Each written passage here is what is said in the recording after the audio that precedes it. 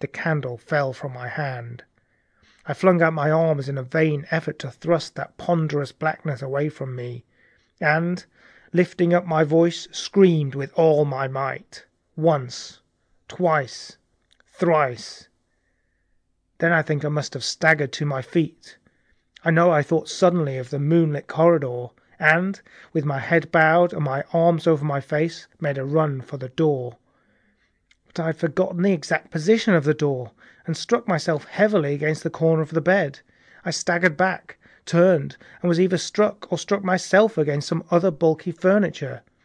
I have a vague memory of battering myself thus, to and fro in the darkness, of a cramped struggle, and of my own wild crying as I darted to and fro, of a heavy blow at last upon my forehead, a horrible sensation of falling that lasted an age, of my last frantic effort to keep my footing, and then I remember no more. I opened my eyes in daylight. My head was roughly bandaged, and the man with the withered arm was watching my face. I looked about me, trying to remember what had happened, and for a space I could not recollect.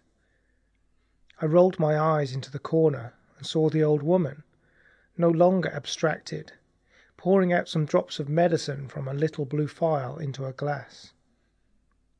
"Where am I?" I asked. "I seem to remember you, but yet I cannot remember who you are." They told me then, and I heard of the haunted Red Room as one who hears a tale. "We found you at dawn," said he, "and there was blood on your forehead and lips."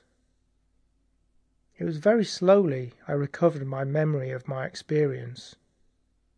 "You believe now," said the old man, "that the room is haunted?" He spoke no longer as one who greets an intruder, but as one who grieves for a broken friend. "Yes," said I, "the room is haunted." "And you have seen it? And we, who have lived here all our lives, have never set eyes upon it, because we have never dared? Tell us, is it truly the old Earl who—" "No," said I, "it is not."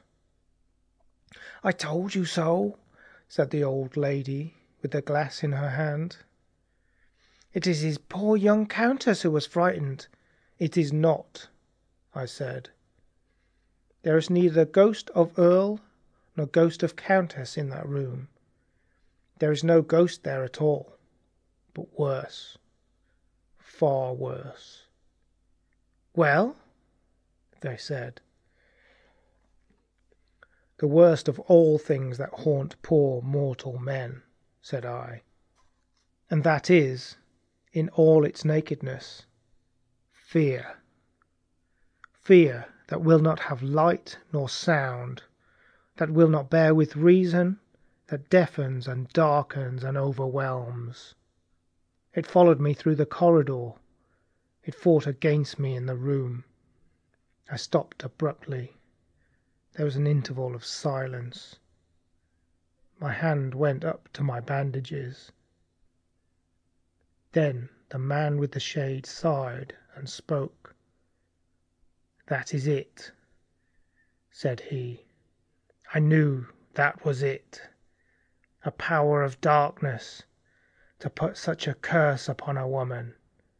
It lurks there always. You can feel it even in the daytime, even of a bright summer's day, in the hangings, in the curtains, keeping behind you however you face about. In the dusk it creeps along the corridor and follows you, so that you dare not turn. There is fear in that room of hers, black fear, and there will be, so long as this house of sin endures."